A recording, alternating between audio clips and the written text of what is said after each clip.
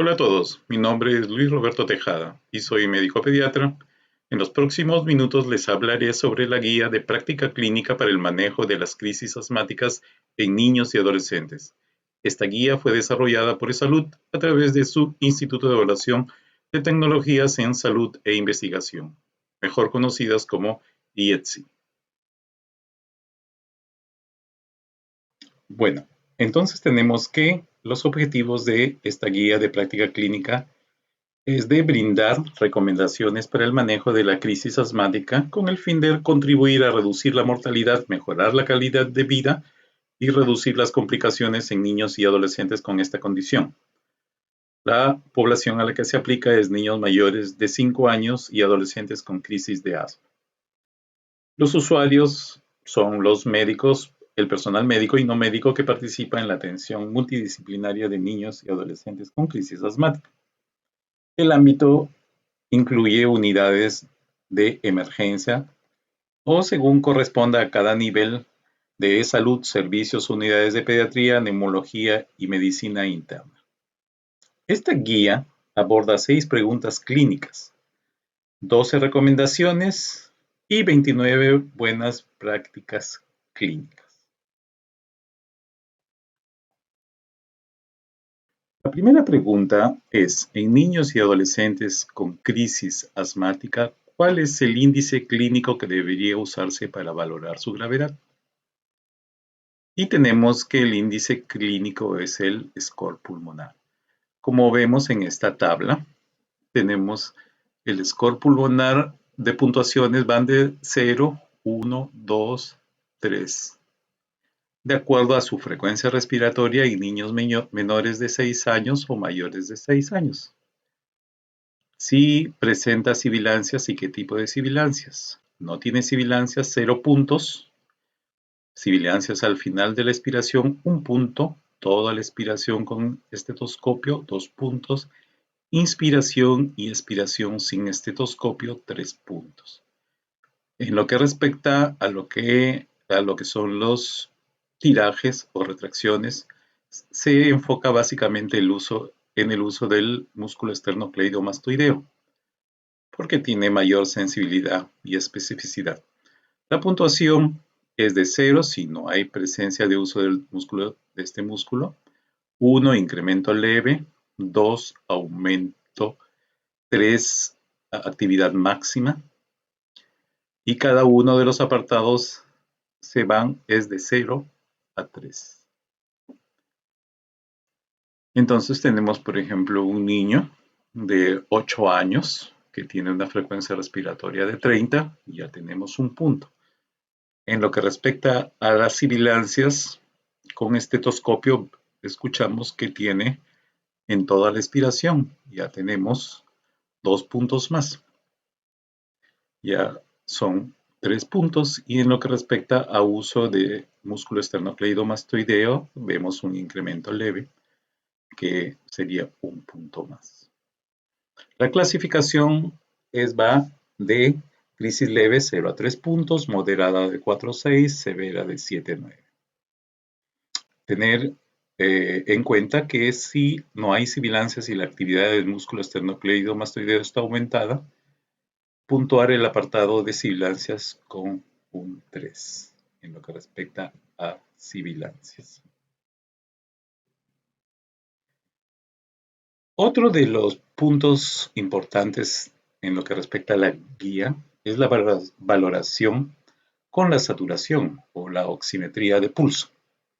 Entonces vemos acá una relación entre el score pulmonar de 0 a 3, usualmente la saturación mayor de 94, moderado de 4 a 6, usualmente la saturación de 91 a 94 y la severa de 7 a 9, la saturación menor a 91%. En caso de que existiese discordancia entre las puntuaciones clínicas y la saturación, se utiliza la de mayor gravedad. También considera mencionar que el manejo de los pacientes con crisis asmática se evalúa de manera integral, referenciando los valores del score pulmonar. Ya, acá está lo que habíamos mencionado, leve, moderado y severo. Y también hace hincapié que debemos incluir en la historia clínica el tiempo de inicio de la crisis, medicación y antecedentes relacionados al asma, como crisis asmática a repetición, hospitalizaciones por crisis asmática en el último año o uso de corticoides inhalados o sistémicos como terapia de mantenimiento. En niños y adolescentes con crisis asmática catalogar como asma de riesgo vital lo siguiente: trastorno de conciencia, bradicardia o bradipnia, hipotensión, tórax silente, cianosis central. También consideraron algunos criterios adicionales para identificar a pacientes con asma como de riesgo vital, como antecedentes de tratamiento en UCI o necesidad de soporte ventilatorio, y aquellos que tengan una rápida progresión de la crisis. Por eso es importante una adecuada anamnesis. Entonces, tenemos que también debemos monitorizar la frecuencia cardíaca, frecuencia respiratoria, uso de músculos accesorios, presencia de sibilancias, nivel de conciencia, saturación de oxígeno. Esto nos va a permitir, lógicamente, evaluar la gravedad y la respuesta.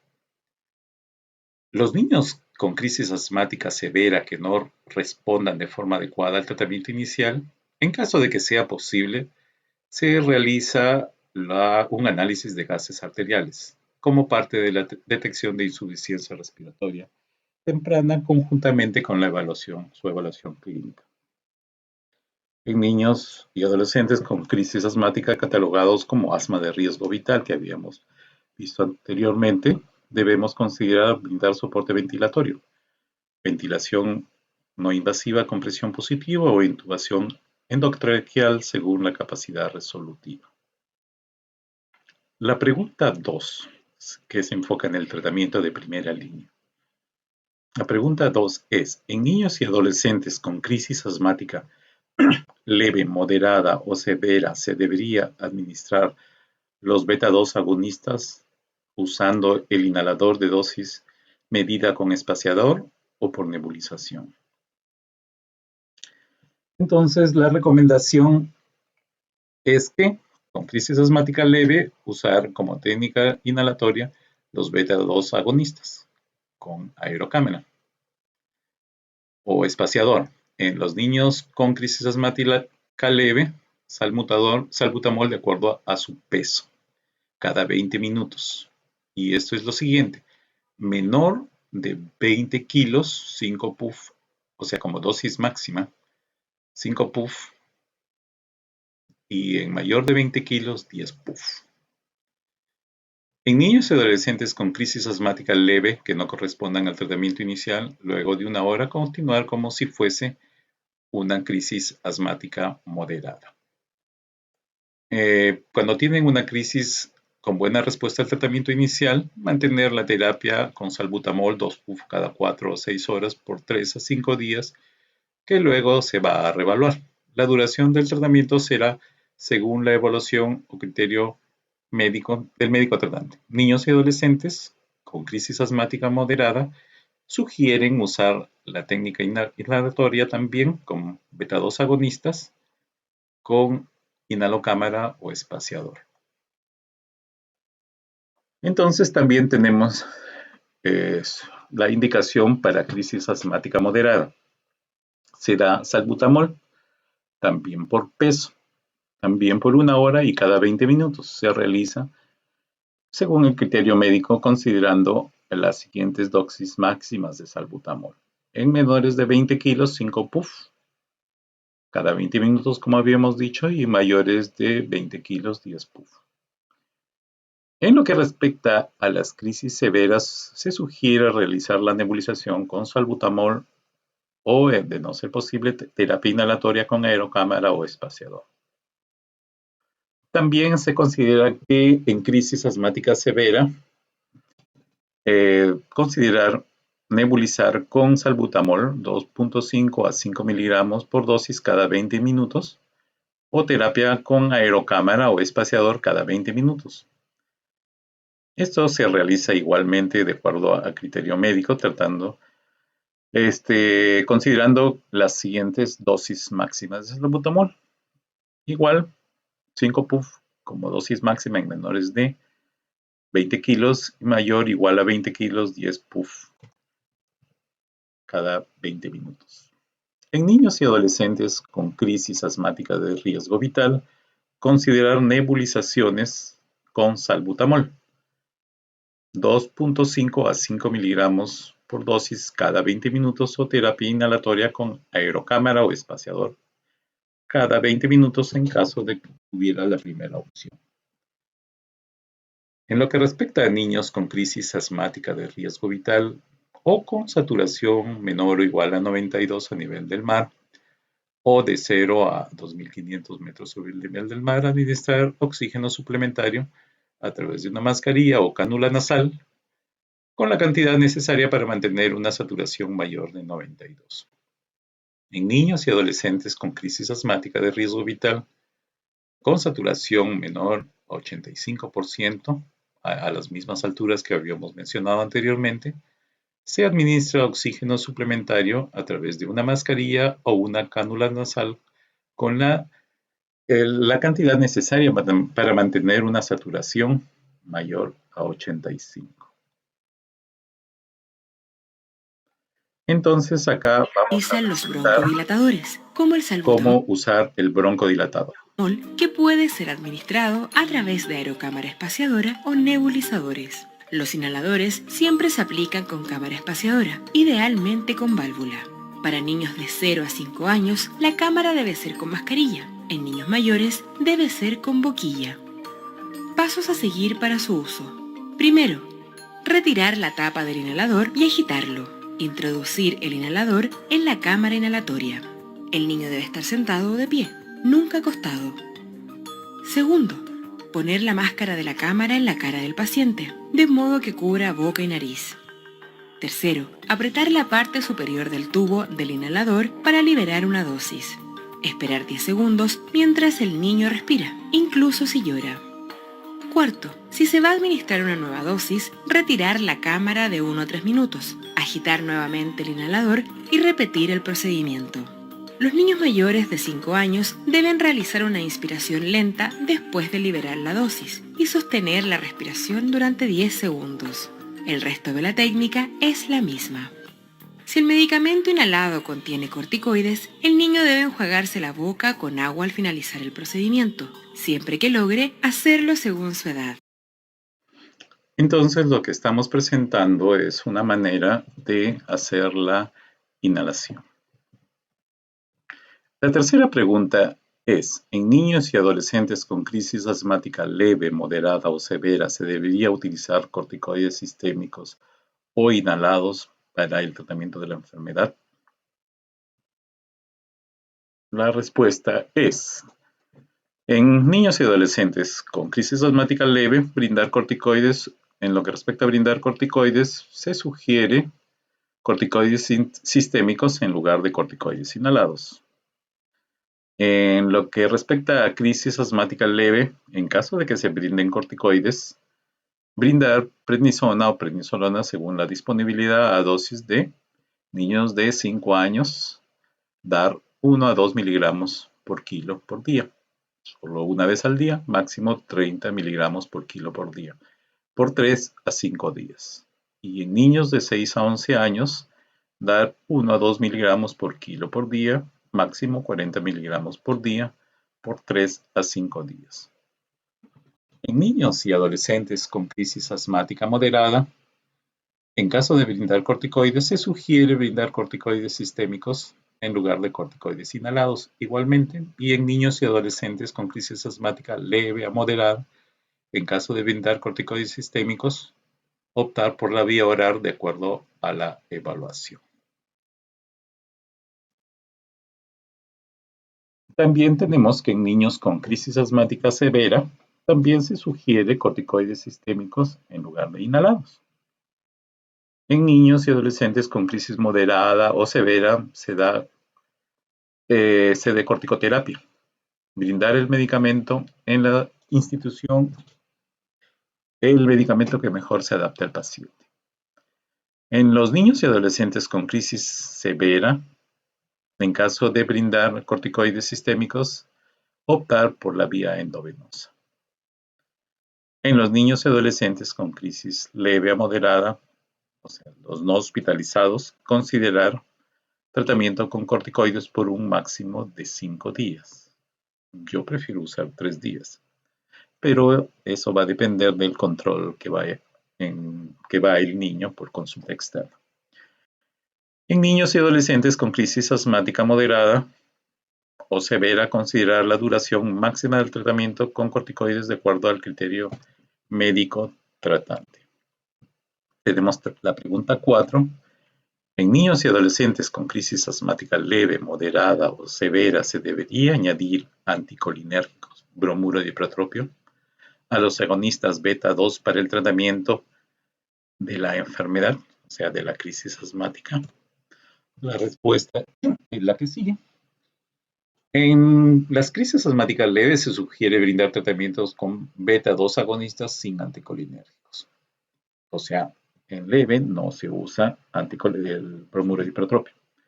En niños con crisis leve, con respecto al manejo de beta 2 agonistas, se inicia con el salbutamol, como ya habíamos dicho, de acuerdo a su peso cada 20 minutos.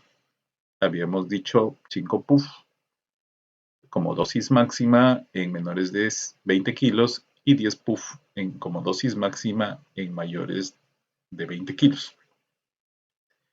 En niños y adolescentes con crisis asmática moderada, sugerimos brindar tratamiento con beta 2 agonistas sin anticolinérgicos. ¿Ya? Entonces, leve, moderada, no usamos anticolinérgicos. Cuando el niño no responde al tratamiento inicial con beta 2 agonistas, luego de 1 hora, que le vamos a hacer cada 20 minutos, considerar terapia inhalatoria con bromuro de ipratropio, de 2 a 6 puff con aerocámara o espaciador cada 20 minutos en combinación con el salbutamol inhalado. En niños y adolescentes con crisis asmática severa, la guía sugiere brindar tratamiento con beta 2 agonistas y añadir anticolinérgico como tratamiento coadyuvante. En niños y adolescentes con crisis asmática severa, con respecto al uso de los anticolinérgicos, considerar agregar al inicio del tratamiento la terapia inhalatoria con bromuro de ipratropio 4 a 6 puff con aerocámara o espaciador cada 20 minutos. En lo que respecta al tratamiento de segunda línea, que es la pregunta 5, y la pregunta es, en niños y adolescentes con crisis asmática moderada o severa, en caso de no responder al tratamiento inicial, ¿se debería usar sulfato de magnesio para el tratamiento de la enfermedad? Entonces la respuesta es, con crisis asmática moderada, en caso de no respuesta al tratamiento, sí, sugerimos agregar sulfato de magnesio. En niños y adolescentes con crisis asmática moderada, en caso de brindar sulfato de magnesio como tratamiento, administrar una dosis de 40 o 50 miligramos por kilo, máximo 2 gramos en infusión lenta en 20 minutos. Siempre tienen que tener en cuenta que al brindar sulfato de magnesio deben monitorizar la respuesta clínica y posibles eventos adversos. Tienen que controlar la saturación y la frecuencia cardíaca y todo eso considerando la dosis administradas y el tiempo de administración. Eso es muy importante. Entonces tenemos que en niños y adolescentes con crisis asmática severa, en caso de no responder el tratamiento inicial, se sugiere el sulfato de magnesio. En caso de asma severo, en caso de brindar sulfato de magnesio como tratamiento de segunda línea, se administra 40 a 50 miligramos por kilo, máximo 2 gramos en infusión lenta en 20 minutos.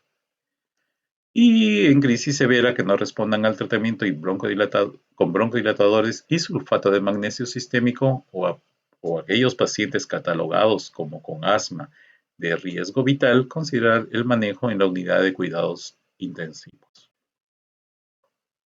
¿Cuándo se da de alta de la emergencia? Esa es la pregunta 6, en la cual dice, en niños y adolescentes con crisis asmática se debería utilizar intervenciones educativas basadas en el autocontrol al alta de emergencia. La respuesta es la siguiente, que se sugiere brindar intervenciones educativas basadas en el autocontrol del asma al alta médica de la emergencia. En cuanto a intervención educativa, se debe brindar antes del alta lo siguiente, un plan de acción por escrito, verificar la técnica inhalatoria, educar sobre los signos de alarma, sobre todo el empeoramiento del cuadro respiratorio, necesidad del control por consultorio externo a las 72 horas. Recuerden que el consultorio, si no tiene signos de alarma antes, a las 72 horas, como mínimo va por consulta externa. Educación sobre factores de riesgo y desencadenantes del asma y proporcionar información educativa y apoyo emocional al niño y a la familia. Esto también se va a reforzar en consulta externa. La intervención educativa debe considerar la participación del equipo multidisciplinario involucrando al personal de enfermería, farmacia, educador o profesional médico asociado con el hospital o remitido por el hospital. Entonces, también tenemos que tener en cuenta que considerar el alta cuando se cumplan todos los siguientes criterios. El score pulmonar tiene que ser menos de 3 puntos por más de una hora. O sea, al niño lo sacamos de su crisis o su dificultad respiratoria. Esperamos al menos una hora que esté estable y con un score pulmonar menor de 3. Y otro de los criterios es adecuada tolerancia oral. Tenemos el fluxograma para el manejo de asma en pacientes pediátricos. Entonces, acá es un fluxograma muy práctico. Niños, que podría estar puesto en la emergencia.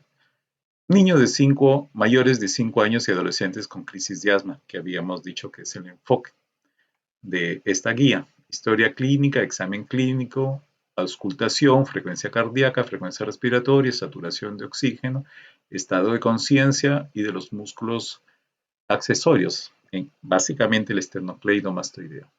Tienen que valorar la gravedad de la crisis con el score pulmonar y va a ser leve, moderada o severa. Pero a su vez, apenas llega un paciente, lo primero que se evalúa en un niño y adulto en pediatría le llamamos triángulo de evaluación pediátrica, apariencia, respiración y color. Son los signos de extrema gravedad, que es el trastorno de conciencia, bradicardia, bradipnea, hipotensión, tórax silente, cianosis central.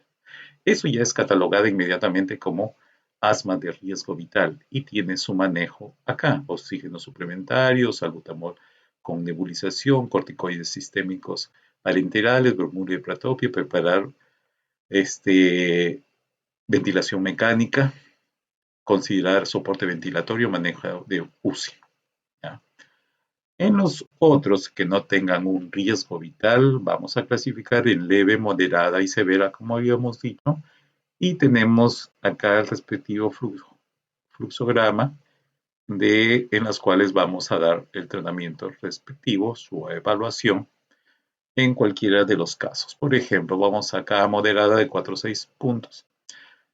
Oxígeno, en el score pulmonar, oxígeno, salbutamol, dosis según el peso, como habíamos visto, mayor de 20 kilos o menor de 20 kilos. Corticoides sistémicos, vía oral, según tolerancia. Ya habíamos visto también, de acuerdo al peso, se revalúa en una hora. Se hace un examen físico, frecuencia cardíaca, frecuencia respiratoria, score pulmonar, saturación. Si tiene respuesta o no respuesta, si hay una buena respuesta pulmonar, el score pulmonar menor de 3 puntos por más de una hora se da de alta. En su defecto, acá tienen que seguir el salbutamol nuevamente cada 20 minutos y se agrega bromuro de hipertropio de 2 a 6 puff cada 20 minutos y nuevamente se reevalúa en una hora. Entonces, acá está el fluxograma muy práctico de toda la guía. Bueno, las guías de práctica clínica, este, además, bueno, es importante, ya habían visto los objetivos por el que tenemos esta guía de práctica clínica, ¿no? La importancia para la vida de estos pacientes. En salud tenemos muchas guías de práctica clínica y también directivas para la evaluación de la adherencia a las guías de práctica clínica. ¿Ya? Es importante que exista una adherencia y un control de esta adherencia. O sea, ¿a qué me refiero con adherencia? Es que se use adecuadamente, de manera coherente con la guía. La actuación clínica debe ser coherente con la recomendación que hace salud en su guía de práctica clínica. Entonces vemos acá que guía de la adherencia es la coincidencia en comportamiento de un médico u otro profesional de salud y la recomendación de la guía basada en evidencias científicas como resultado del proceso de implementación de la recomendación. Esta presentación es parte de eso, aunque su guía ya lo tienen desde hace mucho tiempo en la página web de IETSI, de Guías de Práctica Clínica de Salud. La evaluación de la adherencia es un proceso dirigido a determinar el grado de cumplimiento de la recomendación de una guía de práctica clínica por profesionales de salud.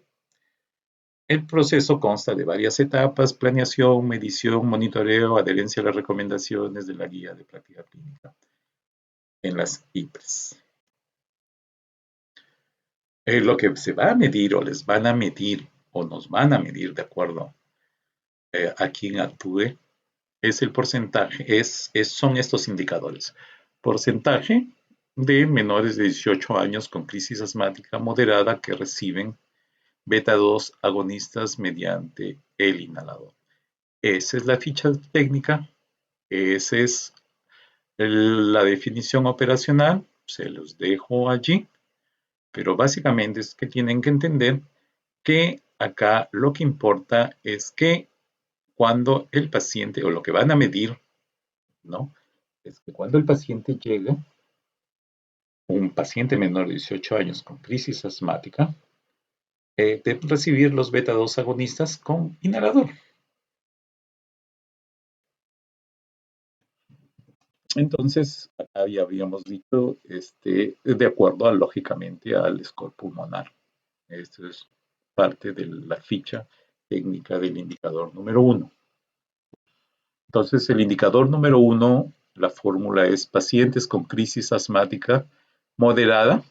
Entonces, llega un paciente con crisis asmática moderada que reciben beta-2 agonistas con inhalador y con beta-2 agonistas con un espaciador o inhalocámara. Y van a, como denominador, es pacientes menores de 18 años con crisis asmática. En lo que respecta a esto es si en vez de usar, por ejemplo, tengo 10 pacientes que han venido con crisis moderada y yo he utilizado en 2 solamente, o en 5, habré utilizado inhalocámara o aerocámara, entonces tengo solo el 50%. Este es un indicador que va a ser evaluado, que es evaluado de manera regular. El segundo indicador es en pacientes porcentaje de menores de 18 años con crisis asmática moderada que reciben corticoides sistémicos. Entonces, bueno, el porcentaje se va a dar igualito, de igual manera, se tiene que ver el score pulmonar y el método de cálculo es, el denominador es el mismo que el anterior, pacientes con crisis asmática, y el numerador tiene que ver con pacientes menores de 18 años con crisis asmática que reciben corticoides sistémicos. Eso es lo que necesitamos. En el caso de nosotros en salud, bueno, no Normalmente no tenemos acceso a los corticoides inhalados como para utilizar en emergencia. Por lo tanto, usualmente sí les dan estos corticoides por vía sistémica. Bueno, gracias, eso es todo. Agradezco su audiencia.